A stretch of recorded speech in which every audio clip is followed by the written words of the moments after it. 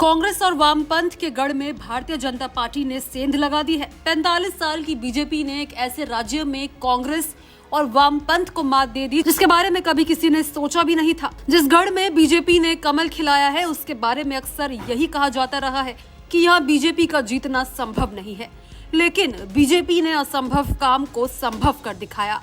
BJP ने वो कर दिखाया जिसके बारे में पुराने कार्यकर्ता कभी सिर्फ सोचा करते थे।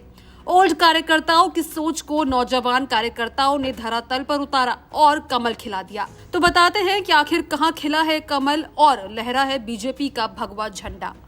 दरअसल केरल में बीजेपी ने इतिहास रच दिया है।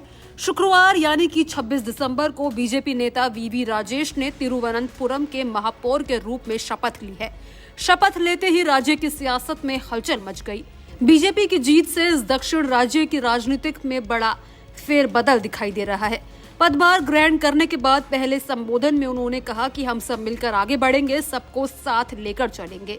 बीजेपी के महापौर वीवी राजेश ने कहा कि तिरुवनंतपुरम के सभी 101 वार्डों में विकास कार्य लागू किया जाएगा।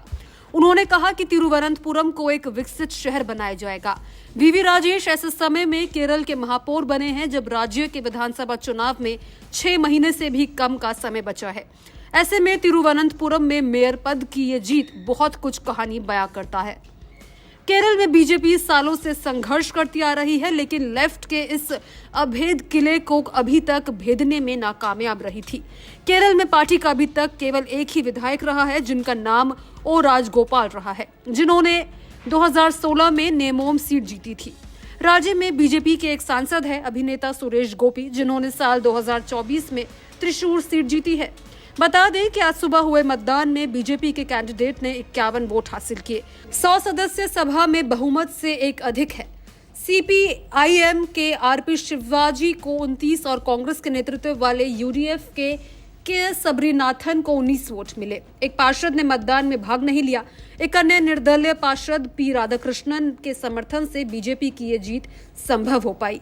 राजेश का महापौर बनना केरल की शहरी राजनीति में बीजेपी के लिए एक नया अध्याय का संकेत है। केरल की राजधानी में बीजेपी की इस जीत ने शहर के नगर निकाय पर सीपीआईएम के 45 वर्षों के नियंत्रण को समाप्त कर दिया है। समारोह के बाद केरल बीजेपी के प्रमुख राजीव चंद्रशेखर ने पत्रकारों से कहा कि सीपीआईएम ने कांग्रेस के अप्रत्यक्ष या पर्दे के पीछे के समर्थन से तिरुवनंतपुरम को बर्बाद कर दिया है। मेयर बनने के बाद जहां बीजेपी के कार्यकर्ताओं में उत्साह का नया संचार देखा जा रहा है, वहीं विपक्षी दलों के कार्यकर्ता थोड़े दुखी नजर आ रहे हैं। लेकिन बीजेपी कार्यकर्ताओं के लिए राज्य में किसी शुभ घड़ी से ये कम नहीं है। मेयर बनने की खुशी में कार्यकर्ता एक दूसरे को मिठाई खिलाकर खुशियां मना रहे हैं, तो वहीं कुछ लोग बैनर पोस्टर के साथ नाचते गाते देखे गए। अब इस पूरे मामले पर आपकी क्या राय है, कमेंट बॉक्स में जरूर शेयर करें।